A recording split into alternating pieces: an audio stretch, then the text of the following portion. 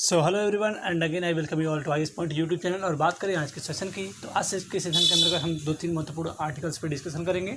इसको यदि आप समझते हैं और ये जो भी टॉपिक्स आज हमें डिस्कशन करना है वो सभी कहीं अपने आप में बर्निंग इश्यूज़ के फॉर्म में भी दिख रहे हैं। तो स्टार्ट करते हैं आज के सबसे पहले आर्टिकल को।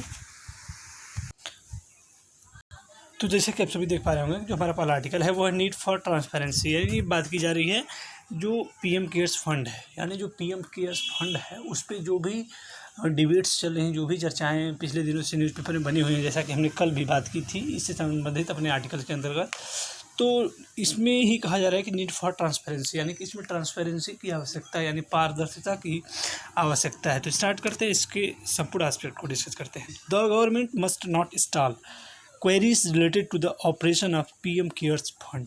सबसे पहली बात आप सभी को मालूम होना चाहिए कि पीएम केयर्स फंड का फुल फॉर्म क्या होता है। तो वो क्या होता है, prime minister citizens assistant and relief in emergency situation. यानी पीएम केयर्स फंड जो है एक इमरजेंसी के समय में मतलब रिलीफ का काम करता है। यानी आप समझ चुके होंगे कि क्या है। स्टार्ट करते हैं कि the government must not stall means होता है एक तरफ से देरी कर रहे हैं जो भी है।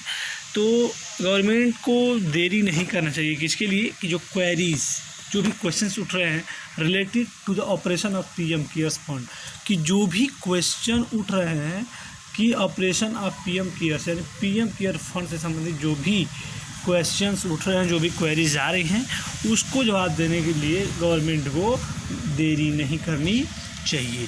तो कहीं ना कहीं इसको देने से क्या होता है, गवर्नमेंट ट्रांसपेरेंसी भी एक समाज में बढ़ती है और पब्लिक के अंदर फुल ट्रांसपेरेंसी की भावना भी आती है। तो यही सब बातों का डिस्कशन आज के इस आर्टिकल में कहा गया है।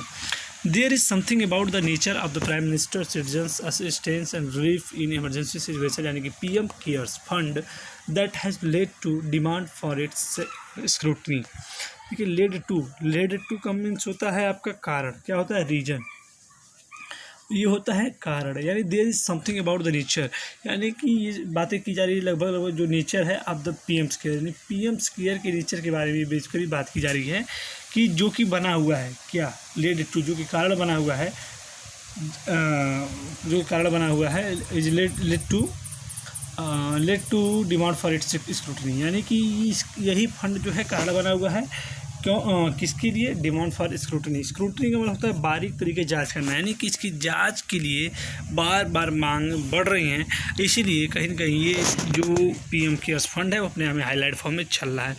तो while the supreme court has rejected, जबकि सुप्रीम कोर्ट ने रिजेक्ट कर दिया है rate petition calling for a fund diversion from this fund to the National Disaster Response Fund, यानी कि NDRF, and also denied the priorities petitioners demand that public charitable trust be audited by CAG। दो तीन words जो आपको आ रहे हैं उसके बारे में बेसिक नॉलेज आपको होनी चाहिए। जैसे पहला वर्ड्स हो गया पीएम केयर्स, तो इसके बारे में संपूर्ण एस्पेक्ट का आपको मालूम होना चाहिए। सेकेंड एस्पेक्ट हमें दिख रहा है कैग, तो कैग से संबंधित जितने भी एस्पेक्ट हैं वो आपको मालूम होने चाहिए। तो हम बता दें आपको कैग क्या होता है। तो कैग का होता है full form controller and auditor general of India, यानी कि भारत का जो महानियंत्रक लेखा परीक्षण जो होता है इसी को हम लोग कैग करते हैं। तो यह जो है भारत सरकार तथा सभी प्रादेशिक सरकारों के सभी तरह के लेखों का अंकेक्षण करता है और इस पर सरकार का नियंत्रण बिल्कुल नहीं होता है। यह एक स्वतंत्र संस्था है और इसकी जो नियुक्ति है, कैग की जो नियुक्ति की जाती है वो बेसिकली प्रेसिडेंट के द्वारा की जाती है, यानी कि राष्ट्रपति के द्वारा की जाती है। और यह भारत की संचित निधि, चूँकि प्रत्येक राज्य की संचित निधि और प्रत्येक संघ शासित प्रदेश जहाँ विधानसभा हो उन सब की संबंधित जो भी निधि संबंधी जो भी लेखाओं को लेखा परीक्षण करना है वो कैग के अंतर्गत ही किया जाता है। तो बेसिकली ये हुए कैग के फंक्शंस, यानी controller and auditor general of India, Bharat के महानियंत्रक लेखा परीक्षण। तो बात की जा रही है कि जबकि सुप्रीम कोर्ट ने रिजेक्ट कर दिया क्या, रीट पिटीशन। रीट मतलब जो याचिका, मतलब पिटीशन मतलब याचिका, और रीट मतलब जो भी दायर की गई थी, यानी कि जो भी याचिका मतलब इस संबंधित दायर की गई थी, जो भी याचिका इसकी जांच के लिए, बारीकी जांच के लिए, स्क्रूटनी के लिए मतलब जारी की गई थी, उसको सुप्रीम कोर्ट ने क्या कर दिया, रिजेक्ट कर दिया।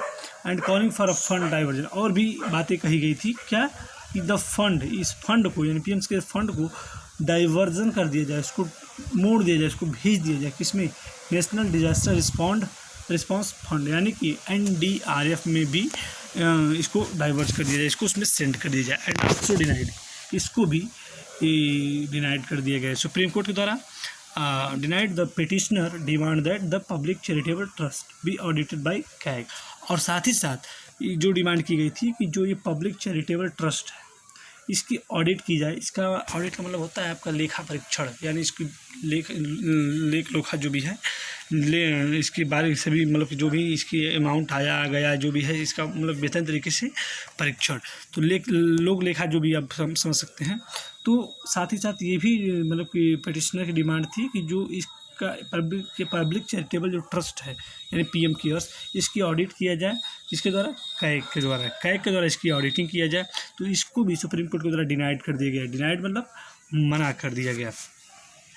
अब देखते हैं नेक्स्ट एस्पेक्ट को।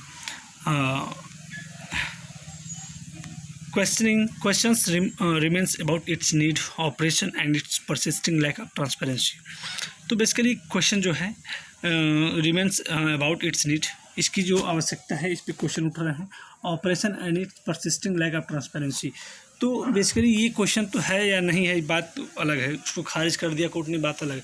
लेकिन जो क्वेश्चंस रह जाते हैं, रिमेनिंग रह जाते हैं, बच जाते हैं, वो क्या, इसकी आवश्यकता की, इसके ऑपरेशंस की और इसकी परसिस्टिंग मतलब होता है लगातार जो बनी रहा, जो ये लगातार माहौल में बना हुआ है, ये जो वर्ड है कि इसकी जांच होनी चाहिए, इसकी जांच होनी चाहिए। तो ये कहीं ना कहीं क्वेश्चन रिमेनिंग कर देता है, क्वेश्चन छोड़ देता है क्या, लैक ऑफ ट्रांसपेरेंसी की, इसकी पारदर्शिता की कमी वाले क्वेश्चन को ये छोड़ देता है। और 3 जज bench asserted that no exception could be taken to the constitution to yet another public charitable trust at time of rising COVID-19 pandemic। और साथ ही साथ ये कहा जा रहा है कि जो 3 जजों की जो बेंच थी उन्होंने असर्टेड किया है दैट नो एक्सेप्शन मतलब कि बेसिकली आप समझ सकते हैं अपवाद, क्या होता है आपका अपवाद, बेसिकली एक्सेप्शन मतलब होता है अपवाद। Could be taken to the constitution मतलब एक तरफ से यहाँ पर निर्माण की बातें की जा रही है, to yet another public charitable trust at a time of rising COVID-19 pandemic. तो कहा जा रहा है कि जो 3 जजों की बेंच है उन्होंने ये कहा है कि इस जो COVID-19 पेंडेमिक यानी जो इस समय कोरोना वायरस की जो महामारी चल रही है, जो कि जोरों पकड़ रही है, राइजिंग मतलब जोर पकड़ रही है, उस समय किसी भी ऐसे अपवाद के लिए जो भी है तो एक पब्लिक चैरिटेबल ट्रस्ट का निर्माण करना ये कहीं ना कहीं एक प्रकार का अपवाद है, इस पर कोई चर्चा नहीं होनी चाहिए। But the need for a fresh trust when there is a PM National Relief Fund PMNRF with the substantial corps in place is not clear। लेकिन the need for a fresh trust, जो आवश्यकता है एक fresh trust की, एक fresh विश्वास की, when there is a PM national relief fund यानी जो PM प्रधानमंत्री का जो राष्ट्रीय राहत जो फंड है विथ अ सब्सटेंशियल मतलब होता है पर्याप्त, कॉप्स मतलब होता है राशि, in a place is not clear. लेकिन साथ ही साथ ये आवश्यकता है कि यदि फ्रेश ट्रस्ट बनाना है तो जो PM नेशनल रिलीफ फंड है उसमें जो भी सब पर्याप्त राशि है वो कहीं ना कहीं क्लियर नहीं है, यही मतलब कि बेसिकली ट्रस्ट की बात यहाँ पे हो रही है। तो since the PM cares fund existed independent budgetary supported of government money, तो ये जो फंड है ये इस फंड की अगर बात करें तो जो PM केयर्स फंड है वो एग्जिस्ट है मतलब मौजूद है, independent of budgetary supported of government money, वो बेसिकली जो भी गवर्नमेंट मनी है उसके जो भी मतलब गवर्नमेंट के सारी सिस्टम से वो इंडिपेंडेंट है, वो स्वतंत्र है। The court reasoning was that there was no occasion for a CAG audit. तो साथ ही कोर्ट ने इसलिए ये भी कह दिया कि जो मनी थी इस पर गवर्नमेंट यानी जो भी सरकार के द्वारा नियंत्रण इस पर नहीं है, क्योंकि एक इंडिपेंडेंट सिस्टम है, इसलिए कोर्ट ने ये इसका एक रीज़न भी ये दिया कि देयर आर नो ओकेजन, इसका कोई कारण नहीं है फॉर अ कैग ऑडिट, क्योंकि जो कैग ऑडिट होता है वो सरकारी निधियों का ही जांच करता है, इसलिए इसकी जो जांच अगर होती है तो एक प्राइवेट सिस्टम के द्वारा ही इसकी जाँच संपन्न कराई जाए। तो यही बेसिकली बात की जा रही है। However, the concern is not about the legal basic or absence of a CAG audit or whether it is superfluous or indeed essential। तो यहाँ पे देखिए एक बड़ा मतलब वर्ड कहा जा रहा है कि जब फिर भी the concern is not about, जो चिंता है वो इस पर नहीं है कि लीगल बेसिक है और absence ऑफ कैग ऑडिट है या फिर इस पर कैग ऑडिट नहीं किया जा रहा है या फिर जो सुपरफ्लुअस है, सुपरफ्लुअस मतलब होता है आपका अनावश्यक, जो इसकी अनावश्यक का एक ऑडिट की जांच है, या फिर जो भी अनावश्यक चीज़ें हैं या फिर जो भी आवश्यक चीज़ें हैं उन सभी पर कोई इसका बेसिकली फोकस नहीं है। मतलब कि ये कहा जा रहा है कि जो चिंता है, फिर भी जो चिंता है वो इसके लिए नहीं है कि इस पे मतलब कि लीगल बेसिक पे इसकी जांचें नहीं हो रही है, या फिर इसमें कई ऑडिट की ऑप्शन दिखाई नहीं, कई ऑडिट इसकी जांच नहीं करेगा, या फिर जो भी इसकी अनावश्यक चीज़ें हैं या फिर जो भी आवश्यक चीज़ें हैं, इन सब चीज़ों की प्रति इसकी चिंता नहीं है। As a response to RTI queries on the fund reveal the government is not forthcoming on question.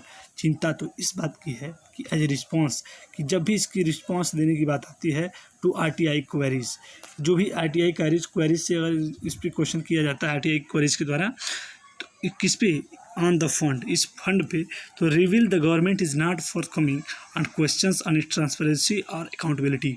तो जो गवर्नमेंट है, जब भी इस फंड पे कोई क्वेश्चन पूछा जाता है तो जो गवर्नमेंट है वो नहीं आती है for coming on the question on transparency और अकाउंटेबिलिटी।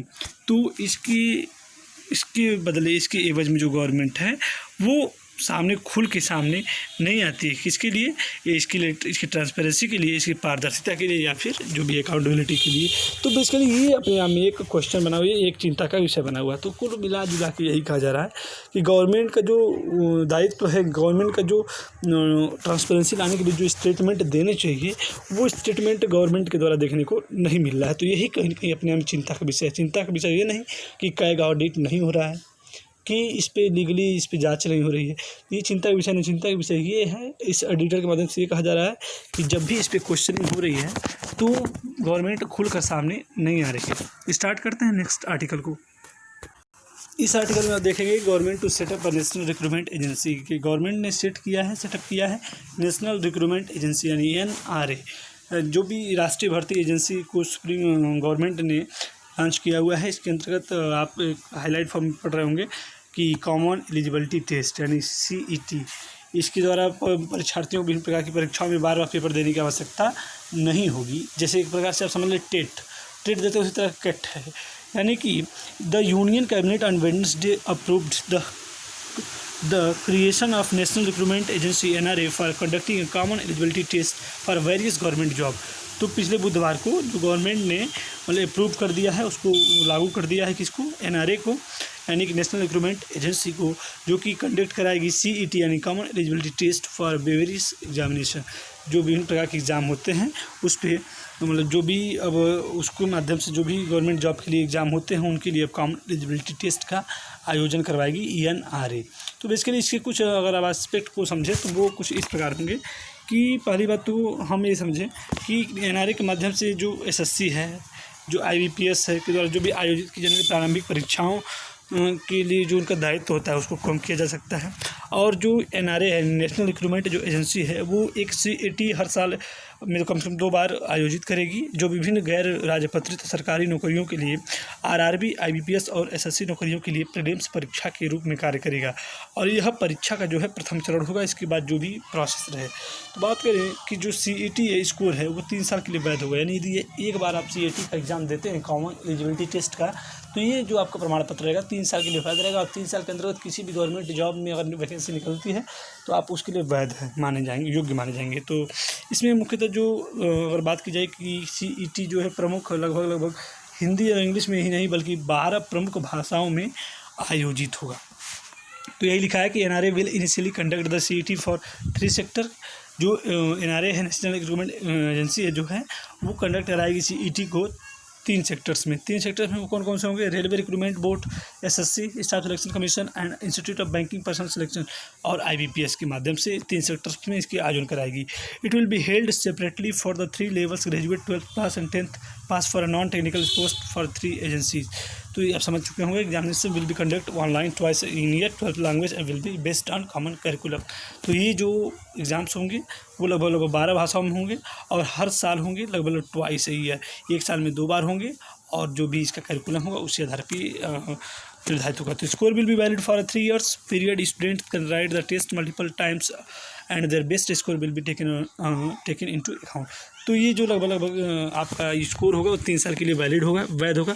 और यदि आपका स्कोर CET में कम है तो इसके बाद दोबारा भी आप इसको कम से कम आपके पास 3 चांस मिलते हैं, तो आप इसको अगली बार देख के अपने स्कोर को बढ़िया कर सकते हैं। तो according to the DOPT secretary there are 1.25 lakhs vacancy every year in group B and C non-graduate officers and about 2.5 crores people apply every year and examination fill these vacancies।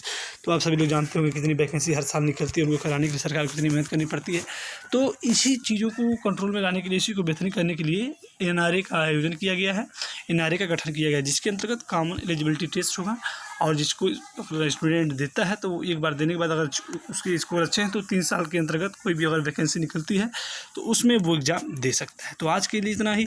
अगर हम आज के क्वेश्चन को पकड़े आज के इस article से तो आप लिख कर लाएंगे बिल्कुल PM केयर्स फंड पे मैंने कल बोला था, आज आप सभी लोग लिख के लाएंगे फुल NRA यानी नेशनल रिक्रूटमेंट एजेंसी पर एक फुल डिस्कशन लगभग 150 वर्ड्स में आप सभी लिखेंगे और इसको तैयार करेंगे। तो आज के लिए इतना ही, अगले दिन फिर मिलेंगे, तब तक के लिए नमस्कार और धन्यवाद।